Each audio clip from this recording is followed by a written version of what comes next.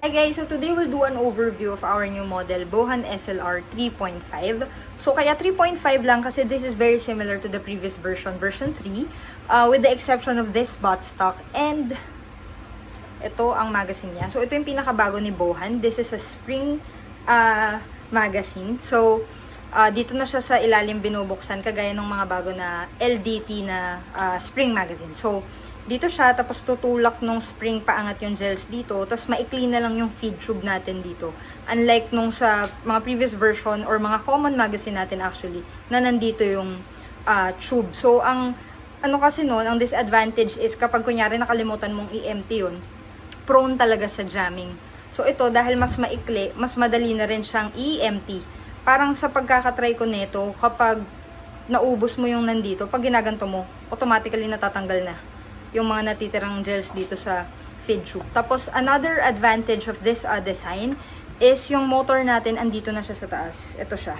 So, andito yung motor natin sa taas. So, this is safer for our gel blasters kasi alam niyo naman yung gels natin, madalas may excess water. So, even though sometimes tinatry naman talaga natin yung best natin na walang tubig, minsan hindi may iwasan, meron pa rin pakonti-konti. So, this way, yung tubig is dito mapupunta sa ilalim. So, hindi malulunod yung motor natin. So, that's another advantage of this kind of magazine. So, pakita ko sa inyo yung fire test. So, by the way guys, same pa rin to. So, yung MOSFET natin, same pa rin yung function. Meron pa rin tong burst, meron pa rin binary. Yun lang, pakita ko na yung fire test. Bohan SLR 3.5 tan version. Firing full auto. Naka-burst mode pa rin siya guys. Tapos, semi-auto. Naka-binary mode siya. So, para i-reset, punta lang kayo sa safe.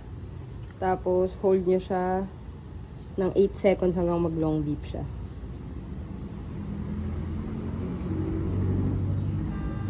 So, yan. Reset na yan. Try ulit natin. Semi. Full auto.